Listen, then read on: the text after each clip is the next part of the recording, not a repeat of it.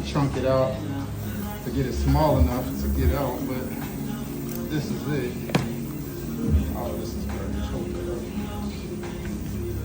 It's probably about 5 or 6 pieces like that. Yeah, it's like that. And this is what your uterus looks like. Still a large one in there, but this, you can see, it's completely blown out. That's cavity, so it went straight into your cavity. I got to repair that, but that hole right in there is your cavity. So the top part of your cavity is open. I got to clean out all of this stuff because this is leftover fibroid. Can't leave that back there. It's degenerative.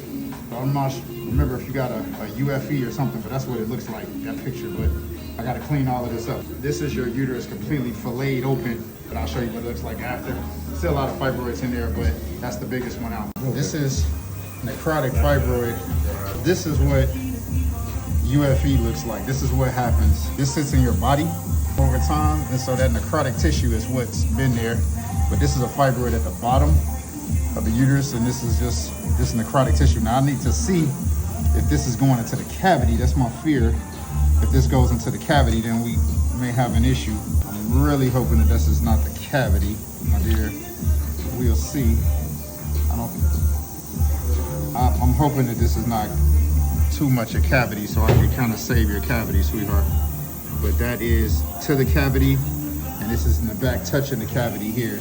So uterine fibroid embolization, what it does is you will kill some of the fibroid, but this is normal uterine tissue, right? So this normal uterine tissue, which has dead parts on it, now I have to cut and peel back, trying to get to healthy tissue and get all of this necrotic, calcified stuff of her normal uterine tissue in here to try to save as much of her normal tissue to restore fertility as much as possible. But this is what UFE does. So this is what UFE does. So this necrotic tissue that was in here that was to the back of the endometrium and causing this major problem, now I have to try to repair the back of that endometrium. Hopefully I can get as much possible in there.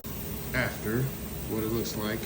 That whole open field, there was a lot of tissue that really had died because it had the blood supply cut off, but I cleaned all of that off to now and got underneath to where it was still healthier tissue, and then closed it back over.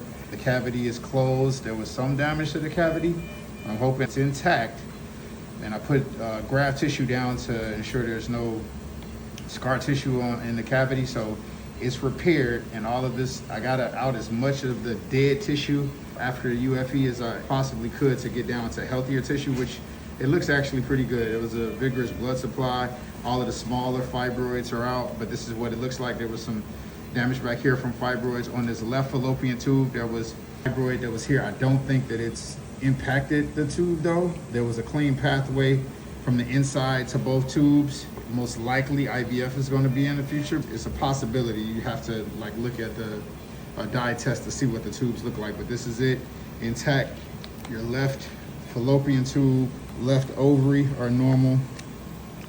This ovary here has a small hemorrhagic cyst. I'm going to remove this off of there. This other right fallopian tube, right ovary looks normal other than this small cyst, which I'm going to remove, but otherwise everything else looks normal.